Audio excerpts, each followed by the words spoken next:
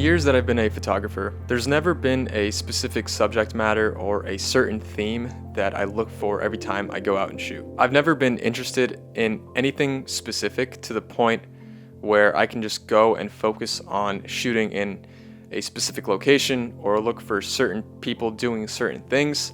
I've always just kind of shot whatever caught my eye. For example, there are photographers who focus on shooting torn posters anytime they see them. Others will document the graffiti that they come across.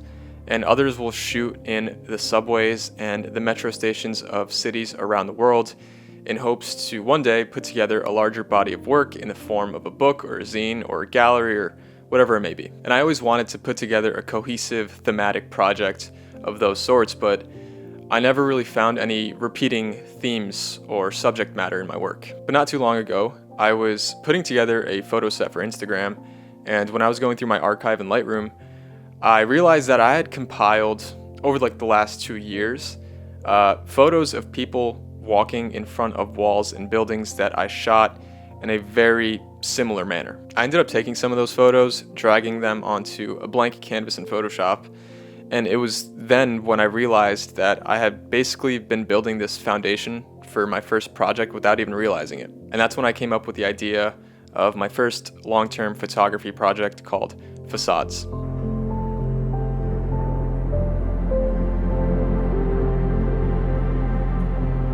As of now, Facades will be the working title for this project, unless I come up with something better. But I think it's something that I can kind of work on throughout my entire career as a photographer. But in the short term, my short-term vision for it, I guess, is that I want to work on a body of photography in spans of 3 to 4 years, release that body of work in the form of a zine or a book. I'm not really sure yet. I guess I'll cross that road when I get there. And then, just keep doing that until maybe one day I get bored of it, or I feel like, I've done what I wanted to do and move on to different things. Now, this method of shooting and this compositional approach is not original by any means, and one of my biggest inspirations for this project was the work of one of my favorite photographers, Harry Grier. He has a lot of photos using this compositional approach or technique or whatever you want to call it, and even before I got to know of his work, I was shooting in this way already. And then once I did a deep dive into his body of work, I fell in love with these types of photos even more.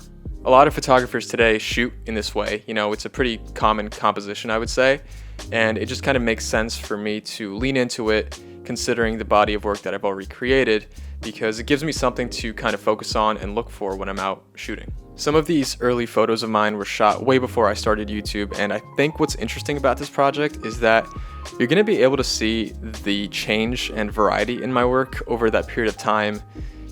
Whether it be the editing style, the different focal lengths I use, the different cities and places that I travel to, whether I choose to include any film photos in the project, etc. I also don't want to impose any kind of guidelines or restrictions or rules for this project because I want to have the freedom to include the best and most cohesive photos in this body of work. Patience and planning will definitely be key factors to successfully completing this project. From my experience shooting these types of photos, there have been days where I would spend 30 minutes at one spot waiting for the right subject to walk through my scene, and there are days where I give up after 5 minutes because I'm just not feeling it, and I tell myself that I'll revisit that location in the future. Shooting these photos is also a bit of a challenge because when I'm taking these kinds of photos, I'm either standing at the edge of a sidewalk closest to that facade, or I'm across the street somewhere.